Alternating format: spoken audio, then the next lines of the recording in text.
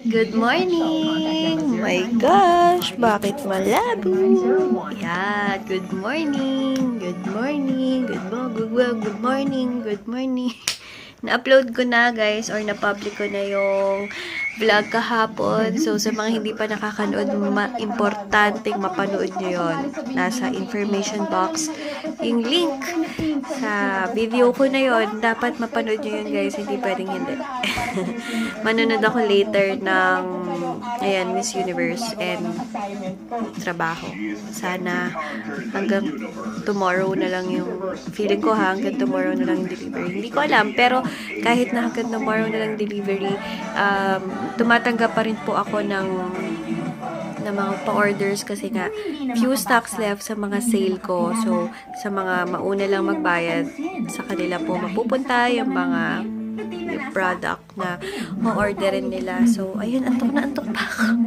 Pero kailangan labanan kasi kailangan magsimula ng maaga. And gusto ko nang linis na ako. Tingnan nyo naman. Ito na lang natira sa, sa hintuturo ko. Tingnan nyo naman, ang pangit. Ano ba tawag doon? Gel polish ba yun? Yung medyo matagal sa Posh nails. Hindi ko alam. Gusto ko sabay na kami ng mama ko. Gusto ko maaga kasi paghapon sobrang dami nagpapalinis ng kuko. Kasi dito walang home service. Gusto ko sana yung home service na lang.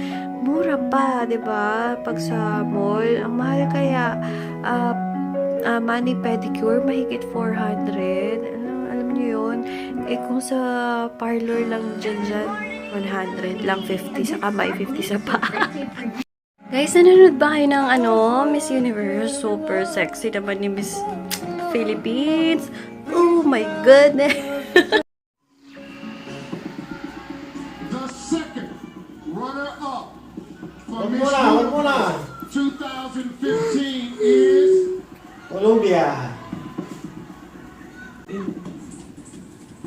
USA. Akin na yun. Colombia? Ay! 2015 is Philippines, matagal lang naman ang dumito sa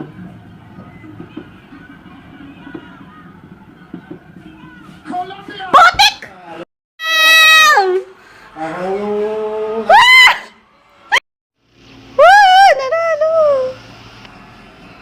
Napanood nyo ba guys yung Miss Universe? Sobrang intense na nangyari. Pero nung dalawa na lang sila, sabi ko talaga Philippines na yun kasi hindi naman maganda yung sagot na Colombia. Sabi guys, panunuorin ko ulit yung yung replay.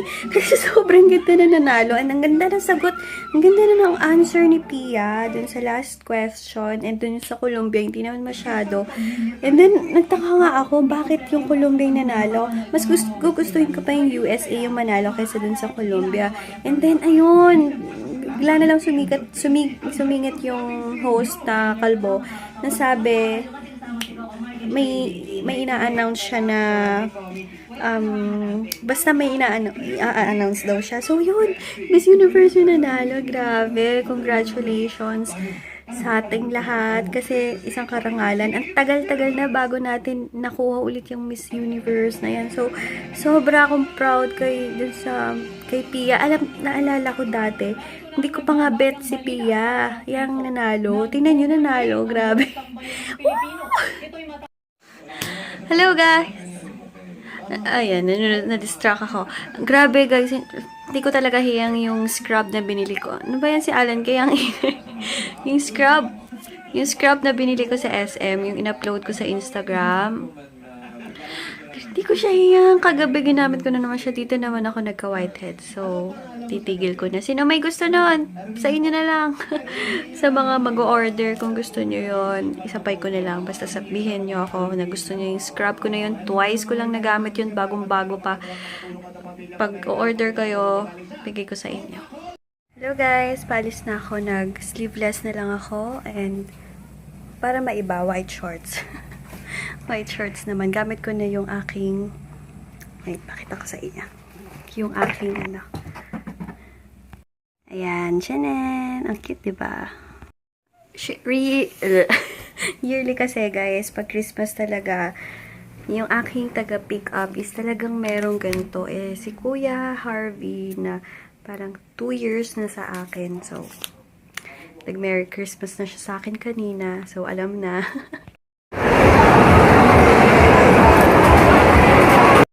Grabe guys, sobrang dami pa rin tao. Ayan, punta lang ako sa department store. Sobrang dami tao. So guys, hindi na ako masyadong nakapag-vlog kanina. Kasi naman, napakadami. Wow, ganito talaga yung pwesto. Ang daming tao kanina. Grabe, as in. Guys, ang bulky ng Starbucks. Pero, lakas niya kasi makagandang hawak eh. Tingnan nyo. Wait lang, pakita ko sa inyo. Guys, super laki. Ang liit lang ng kamay ko. Anyari dyan. Hello guys! Kung naghahanap pala kayo ng makeup artist around Pampanga na magaling, contact nyo yung dealer ko sa Pampanga. This is Dada. Nasa information box yung contact number niya ilalagay ko sa information box. So, check nyo guys and follow nyo siya sa Instagram. Kanina guys, may nagkaroling dito. Ang galing nila. Para silang ibang religion na nag-ano dito sa aming subdivision. Ang galing. Kasi sayang hindi ko na-vlog kasi nag-charge tong phone ko. Kaya ayun, parang konti na vlog ko today. Wala kasi masyadong ginawa guys. Hindi rin ako masyadong nag-vlog sa mall kasi ang daming tao at wala akong bagong ginawa. Kaya konti lang yung na-vlog ko today. Pasensya na kayo. And thank you din sa mga nag-PM sa akin na wag ko nang intindihin, mga nagpa-bad vibes sa akin. Salamat sa inyo. Kilala niyo kung sino kayo. Maraming salamat. And God bless you all sa lahat. Ayun, and kung napapansin niyo, hindi ako, tinanggal ko yung comment section dun sa video, sa vlog kahapon, and para hindi rin ako ma-bad vibes. Alam ko kasi may mga, alam niyo na. So, tinanggal ko yung comment box. Kaya, ganun. Kung napapansin yung hindi pwede mag-comment. So, yun. Nagilamas lang muna ako saglit, guys. And hindi pa pala ako nagwawalis ng room ko. Hindi pa ako nagwawalis. Tomorrow na lang. Tinatamad ako. So guys, nagka-toner na ako. And pangako sa'yo na, favorite show. Ayan hindi pa rin naalis guys, tingnan nyo. Kasi nainit. Pag mainit, and pag malamig, laging ganyan. Diba? Hindi nyo napapansin laging dito. Yung place niya, hindi dito. Hindi siya dito. Laging dyan. So, yun. Nandun po na ako guys habang magpapabeauty. Hindi pa rin ako naglo-lotion eh. So, yun. Nagko-quick bleach cream lang ako guys. And, nga pala, grabe. Ang dami ko na relate na videos na dapat i-film. Pasensya na kayo kasi guys, talagang ngayong December, sobrang tumreplay trabaho ko. Kaya nagko-quick bleach cream lang ako. Ganyan kakapal. Ganyan ako kakapal. Lalo na sa lotion guys, yung super lotion, my goodness. And, nga pala, tomorrow, magiging available na yung body wash. Kaya, try niyo yun guys kasi super duper maganda yon, and konti lang laging stocks noon kasi pang export yun eh. Binigyan lang ako ng konti ng laboratory. Pang export talaga siya sa Korea. So, sale siya ngayon, kaya check nyo. Kanina guys, umuwi ng Pampanga yung kuya ko and bumili siya nitong putong puti from Susis. Kasi sa Pampanga, dalawa yung pinakasikat pagdating sa mga pampasalubong, ganyan. Isang Nathaniel's and isang Susis. Mas nauna yung Susis Cuisine. So, ang cute naman ang puto guys. So, ang sarap. Sobrang sarap nito. Putong puti. Ay, bango. Sobrang sarap. Parang alam niyo yun, yung parang foam sa kutsyon. Ganun siya kalambot. Sobrang sarap. Ang sarap nito guys. As in. And guys, mag-good night na ako sa inyo. Haggard na garden ng itsura ko. Good night na.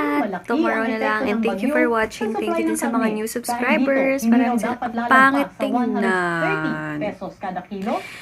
Makati nga siya. Hindi ko siya kinakati kasi mangingitim yan. Matatanggal din yan. 170 pesos. Lalagyan ko ng, ano kaya malagay ko? Minomonitor nila ang mga reports na tumaas ng sobra Hydrocord? ang presyo ng manok at Wala baboy ko. sa ilang Hanap lang ako pamilya. ng pwede kong i-apply dito. Manatili pong nakatutok. Kasi dito pag lamang sa mainit at pag ABS-CBN, malamig, ANC, ganyan lagi. DZMM at Ulit-ulit ako. abs-cbnnews.com. So yun, good night.